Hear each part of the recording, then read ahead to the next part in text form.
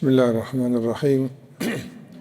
Alhamdulillahi rabbil alamin, wassalatu wassalamu ala rasulina Muhammad wa ala alihi wa sahbihi wa sallam tasliman kathira. Allahun e madhruar falenderojmë, vetëm prej tij ndihmë dhe falje kërkojmë. Lavdatat bekimet e Allahut qofshin mbi Muhammedin alayhi salatu wassalam, bi familjen e tij, shokët dhe gjithë ata që ndjekin rrugën e tyre deri në ditën e fundit të kësaj bote. Të nderuar në takimin e kaluar në kuadër të stacioneve në rrugtimin ton për të njohur jetën e Muhamedit alayhi salatu wasalam, kemi përmendur ardhen e shpalljes. Para kësaj kemi folur se çka është shpallja, për të kuptuar pastaj më drejt se çfarë realisht i ka ardhur pejgamberit alayhi salatu wasalam, çfarë është ka ndodhur në shpellë ku i dërguari alayhi salatu wasallam ishte i vetmuar. Dhe kemi përmendur se ardhja e shpalljes nuk ishte diçka e lehtë për pejgamberin alayhi salatu wasallam. Nga se të jesh në vetmi dhe befas me të shfaq një krijesë e madhe, me të strëngu, është e frekshme, është trishtuese. Allahu xhallahu ala ka qetësu pejgamberin alayhi salatu wasallam, përndryshe njeriu në ato situata mund edhe ndoshta me bë më të keqen. Prandaj fuqishëm e ka shtrëngu Xhibrili duke i thënë, duke kërkuar prej tij diçka që i dërguari alayhi salatu wasallam nuk e kupton të realisht çka është kërkesa. Lexo. Tha pejgamberi, unë nuk di të lexoj. Mandej çka të lexoj? Nëse veç din me lexu. Prandaj ishte një kërkesë edhe e pamundshme të përgjigjet, po edhe e panjohur të përgjigjet. Gjithçka ishte shumë e panjohur, gjithçka ishte shumë misterioze, gjithçka ishte shumë e re për pejgamberin alayhi salatu wasalam. Dhe kemi thënë se kjo nuk ishte e rastësishme. Në këtë fillim, në këtë mënyrë, Allahu e nderoi pejgamberin sa jo me friksu, mirë po deshi që përmes kësaj mënyre të shpalljes ti dërgonte disa mesazhe për natyrën e shpalljes. Domethënë ajo që po të ndodhë ty është diçka shumë serioze. Ky shtrëngim nënkupton se duhet më ushtrëngu mirë, me ushtrëngu këmbët të fuqishëm në këtë rrugë për me ecë tutje në përhapjen e këtij misioni. Madje edhe ky shtrëngim, kemi thënë, edhe tregon një lloj afërsie të përqafimit të fuqishëm që nënkupton se tashmë ti je i joni, ne të mbrojmë, ne kujdesemi për ty dhe ti vazhdo tutje rrugtimin e përhapjes së këtij misioni.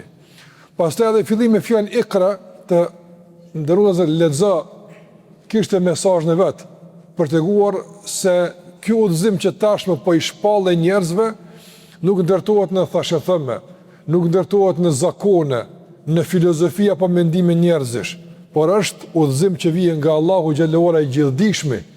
Dhe njeriu sa më tepër e lexon këtë mesazh, sa më tepër në emër të Allahut mëson, aq më produktiv, aq më i dobishëm bëhet. Dhe ky mesazh fillestar realisht tregon natyrën e kësaj feje dhe tregon natyrën e këtij misioni që më të erdhi Muhamedi alayhi salatu wassalam. Për këtë arsye ky fillim është shumë i rëndësishëm ta kuptojmë drejt, që përmes tij pasaj të kuptojmë të gjitha rrjedhat e zhvillimet që ndodhen pastaj në jetën e Muhamedit alayhi salatu wassalam. I dërguari alayhi salatu wassalam të ndërruar Lazar, pas kësaj që i ndodhi, normal që ishte i tronditur, ishte edhe i shqetësuar çka po ndodh.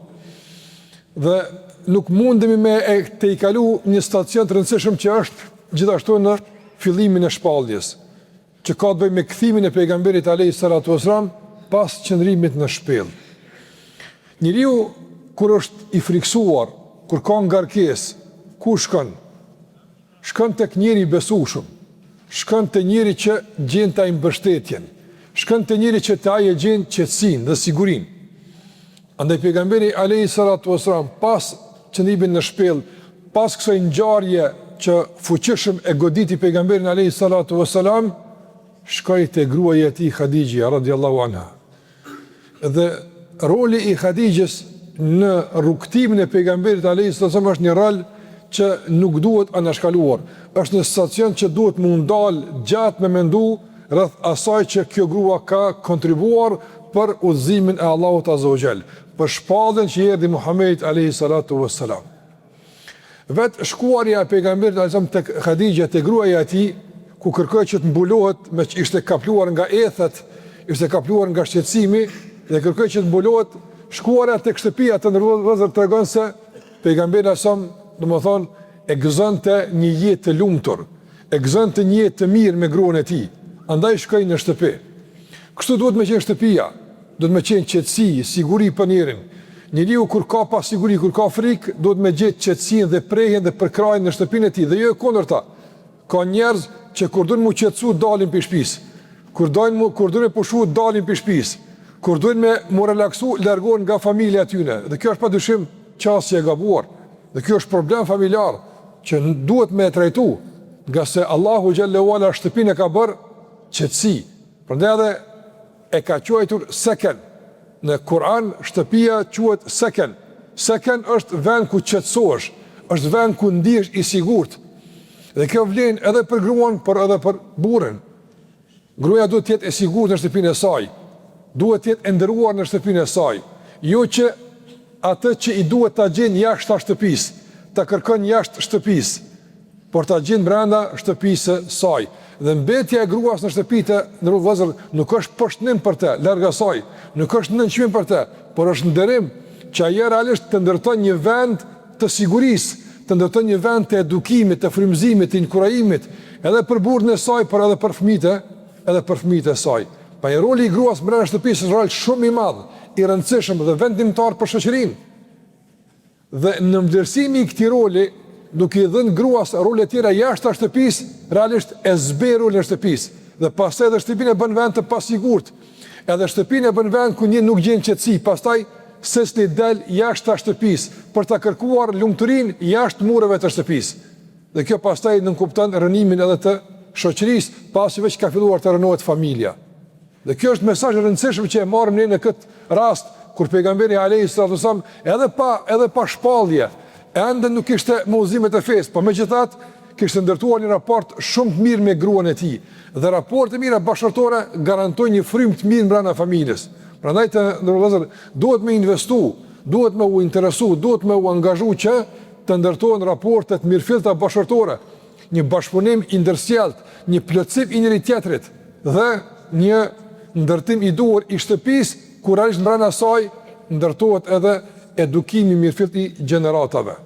Pejgamberi më shkoi te Khadija radhiyallahu anha dhe asaj i rrefeu së pari çfarë i ka ndodhur. I tha që duke qëndruar i vetmuar në shpellë, më erdh një krijesë, më shtrëngoi fuqishëm e më tha kështu e kështu. Të ndruar Khadija radhiyallahu anha nuk dinte çka është shpallja asaj. Asaj nuk e dinte çka i ka ndodhur, mes nuk e dinte pejgamberi asam ku e din Khadija radhiyallahu anha. Muhamedi as nuk e dinte. Mirë po, si është reagimi i saj? Me të vërtet reagim heroik. Një reagim me të vërtet që tregon pjekurinë, maturinë e kësaj gruaje dhe e bën shembull për gjithë neve, gra burra. Khadija radhiyallahu anha nuk e dinte çfarë po ndodh, po një gjë kishte shumë të qartë.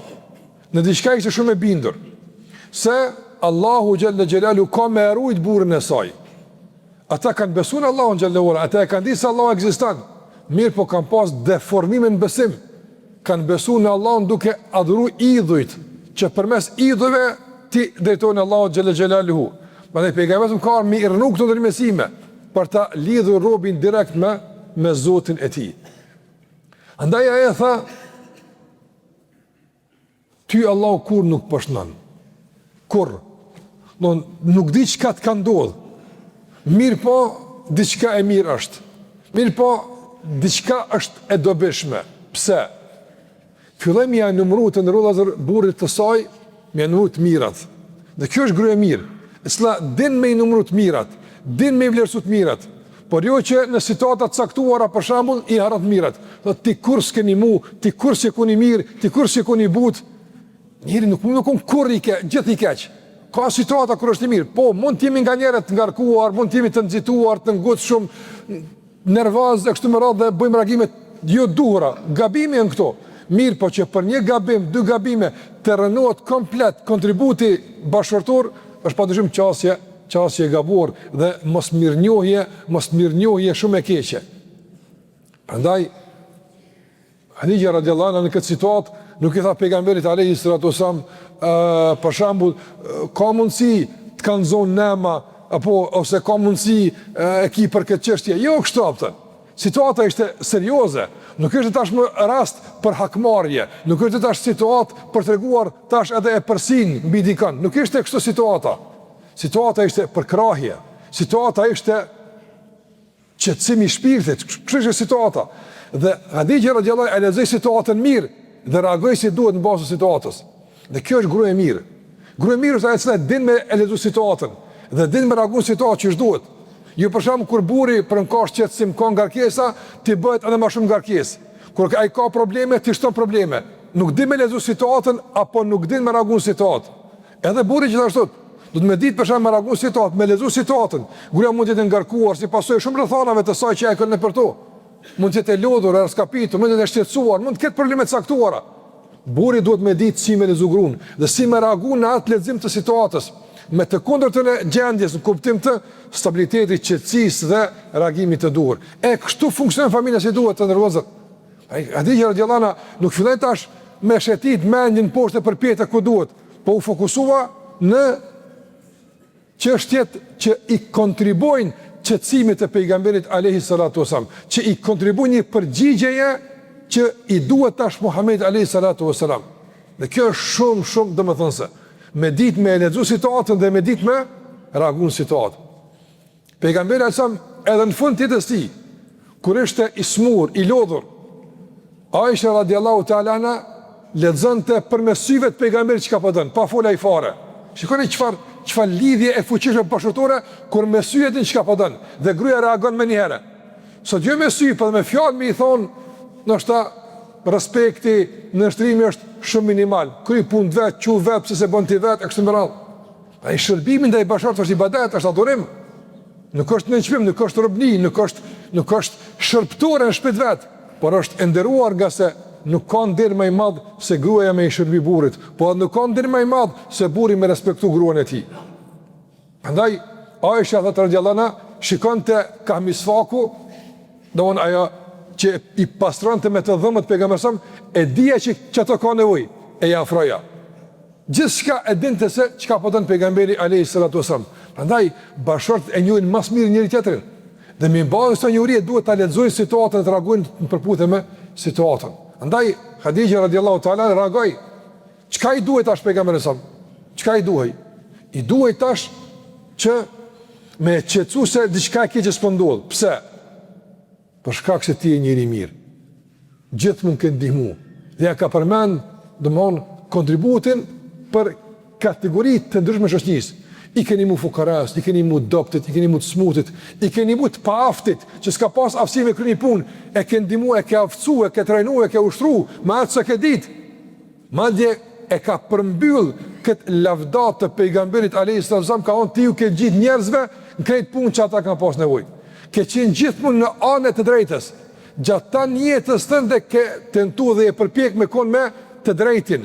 Ke tentuar me qenë me atë që i bëhet e padrejt, me i ndihmu me arrit drejtësinë që i takon. Andaj një njeri me këto cilësi, një njeri me këto virtyte, nuk mund të jetë njeri që ndoshta manipulohet nga shejtani ose mund të dënohet nga Allahu te barekutaala kështu më radh. S'ka mundësi aftë. Dhe kjo lavdat ishte domethënëse për pejgamberin alayhi salatu wasallam. Nuk i harroi këtë kur pejgamberi alayhi salatu wasallam. Të ndërrua vëllazër, njerëzit nuk ju ndodh çdo ditë me kalon për telasha të mëdha aftë. A ka mundësi kalojnë vite edhe nuk prekin me diçka të madhe, me sprovë të caktuar. Ato sprovat janë ditë për ditë, në shqetësim, në mërzi, në breg, në lodhje, këto e normale. Po sprovë e madhe për shembull që nuk din kokën ku e ki për shembull, ta merr këtë angazhimin, këtu nuk janë të përditshme. Këtu mund të jenë tralla ato. Dhe në këto situata për shembull, më të gjin dikush kur sa harron ata. Kur sa harron.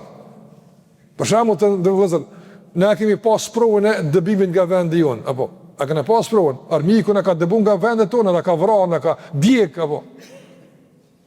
Kush na u ka gjitë në situatë, na e ka qelë derën, na e ka shtruar sofrën, na ka ndihmuar nga vëllezërit tonë që kemi anash apo?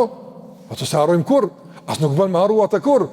Pse në kohën kur kemi qenë keq, na kanë strehu. Në kohën kur kemi qenë vështirë, na kanë ndihmu. Në kohën kur nuk kemi pas çka, ata e kanë dhënë me neve atë që e kanë pas edhe vet. Andaj kë një herë 25 vjet, 30 vjet kujtohet apo?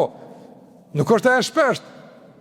Andaj kujdes në këto situata, gjindu njerit, nga se nesër sillet dunjaja apo e ndoshta edhe ti ki nevojë për më të gjindë dikush, ki nevojë me të përkrah dikush, ki nevojë me të kuptu dikush.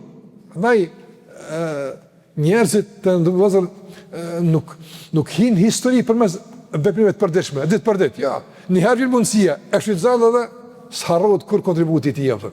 Andaj ne jemi në situata të tilla që sot kush me të vërtetë kontribon që duhet për këtë vend, ndihmon, e ndërton, e mëson këtë popull që duhet, e uzon këtë rini ka duhet apo për më ndërtuar ardhmja që duhet, s'ka më harru kur. Patjetër, për faktin se tash jemi në situata me të vërtetë vështira, po kalojmë në probleme serioze të ndërtimit, të bashkimit edhe të ardhmës. Kështu që në këto situata njeri duhet me koni kujdesshëm në reagimin e tij. Khadija radhiyallahu anha e pat mundësinë për mia dëshmu burrit të saj për kushtimin që e ka ndaj tij, respektin që ka për te. Dhe reagoi që duhet. Tha, ty Allahu kur nuk pashnan. Ti je njëri mirë, ti ke bu mirë gjithmonë. Dhe këtu gjithashtu të ndërvozëm, kemi gjithashtu mësim se njeri kur bën mirë, do në herë do këto kom u gjinde mirë apo. Herë do kurta. Mos e bë të mirën me të lavdu njerëzit. Mos e bë të mirën me të ditë njerëzit. Bën të mirën edhe hedhe. Le mas shpinë. Zoti e ruan. Dhe me te Allahu ty të ruan. Do në çdo të mirë që e ke bëu kush e ruan? E ruan Allahu, s'ke nevojë ti me rujt. Me rujt me fjalën tonë duke u livdu, jo, duhet me rujt se njerëz të harrojnë. Po le të harrojnë. Më rëndësi është i gjithdijshmi se harron. Çfarë më rëndësi? Çdo e mirë tek Allahu ruhet. Çdo kontribut tek Allahu ruhet. E Allahu xhallahu ala kur dan, vallahi e kthen në aktualitet, e bët njërë ma shumë se ndoshta këtë mediat me ta publiku të mirën që ke vopë. A e din mas mirë që publikon një të mirë apëtë. Shukaj për shembull, Khadija radhiyallahu anha këtë reagim që ka bu burrit saj. Çfarë kamera ka pas në shtëpinë e tyre? Çfarë media kanë nxjerrë? A ka pas rrjete sociale? Çka ka pas? Kur gjë? Ata dy të vetmuar. Po ka dashur Allahu xhallahu ala që reagimi i saj të shënohet në historie të mbetet i regjistruar deri në gjykimin që edhe ne pas sa shekujve e largësi me mijëra kilometra ta përmendim këtë çdrim që ka ndodhur mbrana në shtëpi të vogël mes burrit dhe gruas. Andaj mira nuk harrohet kurrë. Kur mos më se komo harru e mira. Bën mirë edhe e stutje. Bën mirë edhe e stutje. Njerëzit harrojnë, po prap e kujtojnë. Njerëzit ndryshojnë. Sot harron, po nesër vjen mend. Patjetër, Allahu xhallahu ala ka me ja u kujtu njerëzve të mirën që e ke bëu. Po nëse s'ju kujtohet, tek e fundit tek Allahu të jetë shpërblimi e gjen atë kur më shumë ti duhet. Dhe kjo është më e rëndësishme.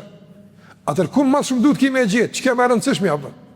Prandaj pejgamberi ka bu mirë, po jo për mu lavdruar shoqënia, por jo për pozitë, por jo për me qenë kryetari i Mekës, se ka bu për këtë punë, se ka bu për pushtet, se ka bu për pasuri, e ka bu pse qenë mirë, e ka bu pse ka qenë i sinqert, e ka bu pse e ka dashur popullin e tij, e ka dashur vendin e vet, për çfarë ka bu? Andaj Allahu xhallahu ala e ka shpërblyer. E ka përzidh me kon pejgamber, shumë më shumë se me kon kryetar, shumë më shumë se me kon i pari, prisi, çfarë do koft? Pejgamber i zgjedh me Allah te barekuhu teala. Andaj kur Allah shpërblen, ai shpërblen më së miri. Dhe këtu Khadija radhiyallahu anha thash, me këtë reagim më duhet ka treguar një pjekuri hatashe të madhe, por edhe me kët fjalim të saj shumë të shkurtër po mbledhës e ka qetësu shpirtin e pejgamberit alayhis salatu wasallam. Nuk është ndalë të Khadija radhiyallahu anha, nuk është ndalë të. Kur është qetësu pejgamberi alayhis salatu wasallam pak, e ka marr pak veten. Dhe tash normal Allahu xhallahu ala i ka shpoll çka po ndodh, e ka kuptu se Allahu udhëzon njërin rrugës së dur. Khadija radhiyallahu anha ka thonë pejgamberit alayhi salatu wasallam, po shkojmë te kushërini im Waraka ibn Nawfal. Waraka ka qenë një plak i Mekës, kushëri i afërt i Khadijës, i cili ka lexuar librat e vjetra të pejgamberëve, e ka ditë Tevratin, e ka ditë Injilin, ka njoft çështje fetare shumë më shumë se banorët e Mekës. ka besu me një Zot më atë sa ka ditë. E kur ka shku pejgamberi të kaj, ja ka shpalos, do më në qëfar po i ndodh, e ka ditë me nërë, uara ka qka është, se e ka lezu në libat e vjetër se, është duke u prit mani pejgamber. Në libat e vjetër është shkru, është paralajmëru dhe ka përgëzime për arët Muhammed a.s. Me tekstet qarta, me citatet pa mahushme. E ka ditë se kjo qenë kaj, në basë të përshlimit. E i ka thonë, aj që po të vjen ty, është pikrisht aj që i karë Musajt e Isajt e sa më herët. Gjibrili, meleku i shpalljes. Dhe i ka të regu se qka e pret darë me qka kjo rrugë, e ka kuptu pejgamberi se do në tashmë veç qka po ndodhë. Mirë po, kush e ka qua tje? Se kalon veç fjallë, Khadija, me honë dhe fjallë dhe mi këshyrë punë të vetë, jo konë, tash fjallët ishin këto, tash hajde shkojmë dhe tek Waraka ibn Nawfal. Dhe kjo nuk kupton për krahin e madhe familjare që e ka gëzuar pejgamberi alayhi salatu wasallam. Dhe Khadija radhiyallahu për me evoluos këtë përkrahje, të vëllezër, me evoluos tamam këtë përkrahje, i ka besuar pejgamberit sallam. Se ka për shembull ti njëri mirë ama unë e konfin tam i kom punë të mia. Besimtare e parë në fytyrë tokës. Po më në shpallë që ka ardhur pejgamberi sallam, jo përpara ka pas besimtar shumë. Mirë po, e para që i ka besu Muhammedit sallallahu sallam, domthonjë është gruaja e Khadija. Pa besimtare e parë islame në shpallën e fundit që i ka besu pejgamberit fundit është grua Khadija radhiyallahu ta'ala anha. Për rolin e madh që ka gruaja në shoqëni, në feje, në ndërtim e kështu me radhë. Prandaj shikoni këtë përkrahje me fjalë, pastaj me vepër me qytet Waraka, pastaj në fund me besim kometnajt me krejt që ka kam. Khadija ka qenë e pasur të nërëdhëm. Nga se dini, pejgamberi ka bo tregti me pasurit Khadijës. Në fillim ka qenë punëtor të ajo, pastaj është martua edhe me te. Ka qenë shumë më vjetër se Muhammedi alayhi salatu wassalam. Ka pas pasurit vetë, ka qenë zoje Mekës. Dhe deri sa ka vdek me krejt që ka pas, me pasuri, me jetë, me shëndet, e ka përkra pejgamberin sallallahu që me qunë vend, misionin Allah xhallahu ala. Prandaj edhe ka merituar që të lavdohet edhe në qiell edhe në tokë, që tjetë nëna e besimtarve, që tjetë një grua shëmbëltyr për krejt neve, se qysh duhet njëri me e kuptu seriozisht misionin e Zotit dhe me përkra me keq ka nga se ky mision dhe kjo shpallë ka për të mirën e njerëzve.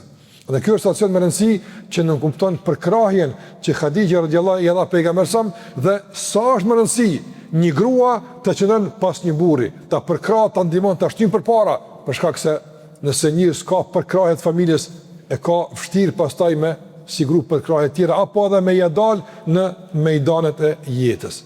Allahu na indriqoft familje tona me udhëzim, e bëft Allah që të mbushim me dashni, respekt e bashkëpunim, dhe tjetë familje tona shkak për ndërtim dhe shkak për avancim dhe edukim të shoqërisë. Me kaq për këtë pjesë, Zoti na ruaj nga çdo e keq, nga çdo ligësi. Sallallahu ala Muhammedin wa ala alihi wa sahbihi sallam tasliman kathira.